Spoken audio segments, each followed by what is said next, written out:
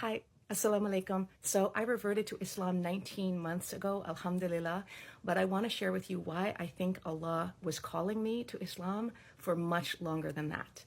When I was about 20 years old, I was taking a class in college on comparative religions. And I know that as part of the course, we read some surahs, but there's one phrase in particular that stuck with me and I would repeat to myself whenever I felt anxious or worried. And this went on for decades. And the phrase was La ilaha illallah. Now I knew what it meant, but I preferred saying it to myself in the Arabic. And for decades thereafter, that phrase was like my go-to sort of mantra. And you would think that I would have been encouraged to read the Qur'an, given the importance of this phrase in my life, but I did not. But I did, and this is a little bit embarrassing, I did have La ilaha illallah in Arabic tattooed on my body. Now, a friend who is Muslim told me, that's not really respectful. And I immediately went and got it covered up. When I started reading the Qur'an, which was right after October 7th, I knew really fast that I was Muslim.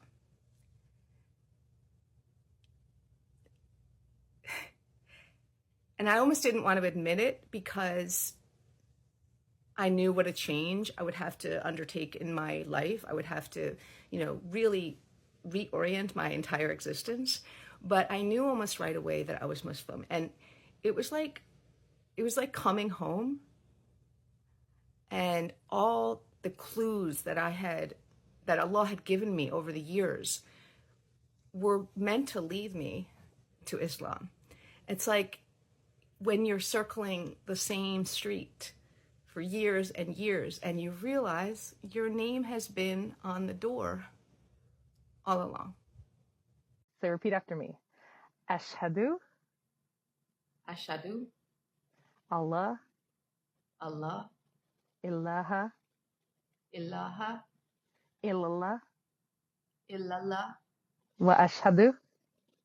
Wa ashhadu. Anna. Muhammadan. Rasulullah. You felt I Yay! would do it. Confetti, I can't believe it. Oh my gosh. Mubarak. Wow. Muslims do not allow themselves or others to be oppressed. And this is a problem when you're the oppressor. You can blockade, you can embargo, you can starve, you can amass military might against them, and yet they still fight when they perceive themselves or another Muslim nation being oppressed. I mean, look at Yemen. Yemen has very little. They don't have enough food.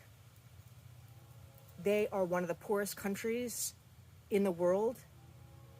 And yet, there they are, blocking weapons from moving through their strait.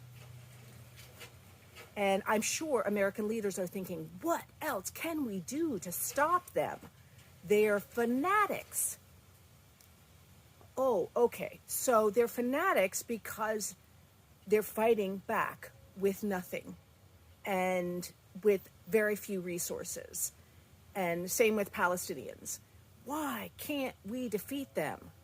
It must be their religion. And their religion is therefore bad, suspect. And that's the message that Americans have gotten for decades, for centuries, that we have the right to oppress, and you should just lay down and take it. And as I read the Qur'an, I realize that the fundamental difference with Christianity and Muslims, and again, there are a lot of differences and there are a lot of similarities, but the thing that strikes me the hardest is that Muslims fight back, and the powers that be don't like that. and thus they demonize Muslims and Muslim countries in the media and brainwash Americans and probably, you know, other European countries into believing the same thing.